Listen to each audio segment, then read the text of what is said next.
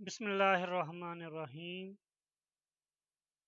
عزیز طلبہ، میں محمد تسلیم الحسن باغیچہ اردو سے آپ کو خوش آمدید کہتا ہوں۔ بیٹا، آج ہم جماعت نہم کے سبق نمبر 1 ہجرت نبوی صلی اللہ علیہ وآلہ وسلم کے مشکل سوالات و جوابات کریں گے۔ سوال نمبر 1، ہجرت نبوی صلی اللہ علیہ وآلہ وسلم سے کیا مراد ہے؟ جواب: اللہ کے حکم سے نبی اکرم صلی اللہ علیہ وآلہ وسلم کا مکہ سے مدینہ سفر کرنا ہجرت نبوی کہلاتا ہے۔ سوال نمبر 2، رسول پاک صلی اللہ علیہ وآلہ وسلم نے نبوت کے کون سے سال ہجرت فرمائی؟ جواب: رسول پاک صلی اللہ علیہ وآلہ وسلم نے نبوت کے 13ویں سال ہجرت فرمائی۔ سوال نمبر 3، حضرت امیر سے کون سی شخصیت مراد ہیں؟ جواب: حضرت امیر سے حضرت علی رضی اللہ تعالی عنہ کی شخصیت مراد ہے۔ سوال نمبر 4، رسول پاک صلی اللہ علیہ وآلہ وسلم نے حضرت علی رضی اللہ تعالی عنہ سے کیا ارشاد فرمایا؟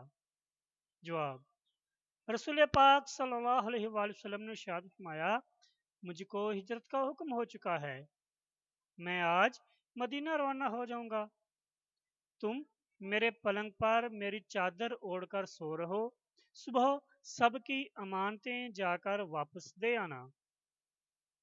سوال نمبر 5، حضرت اسماء رضی اللہ تعالی عنہا کون تھیں؟ جواب: حضرت اسماء رضی اللہ تعالی عنہا حضرت ابوبکر صدیق رضی اللہ تعالی عنہ کی بیٹی تھیں۔ سوال نمبر 6، قریش نے رسول پاک صلی اللہ علیہ وآلہ وسلم اور حضرت ابوبکر رضی اللہ تعالیٰ عنہ کو گرفتار کرنے کا کیا انعام مقرر کیا؟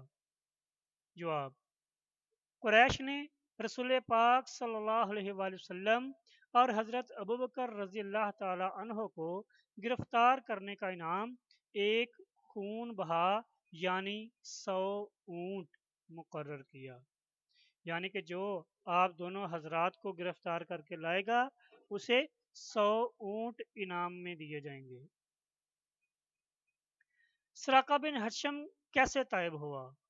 جواب: سراقہ بن حشم نے آپ صلی اللہ علیہ وآلہ وسلم کو دیکھ لیا اور گھوڑا دوڑا کر قریب آ گیا۔ وہ جب حملہ کرنے کا ارادہ کرتا تو اس کے گھوڑے کے پاؤں زمین میں دھنس جاتے، جس پر وہ طائب ہو گیا، یعنی وہ سمجھ گیا کہ یہ کچھ اور ہی آثار ہیں۔ اہل عرب کس بات کو معیوب سمجھتے تھے یعنی برا سمجھتے تھے؟ جواب: اہل عرب اس بات کو معیوب سمجھتے تھے کہ وہ زنانہ مکان میں داخل ہوں، یعنی کہ جاہلیت کے دور میں بھی جو اہل عرب ہیں وہ زنانہ مکان میں بلا اجازت داخل نہیں ہوتے تھے۔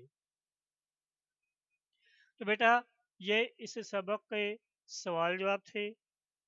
اگر آپ کو سوالات کی سمجھ آئی ہو تو ان کو اپنے دوسرے دوستوں تک بھی پہنچائیں، شیئر کریں، لائک کریں، تاکہ آپ کو آپ کے تمام اسباق اسی طرح ملتے رہیں۔ بیٹا اپنا بہت خیال رکھیے گا۔ السلام علیکم۔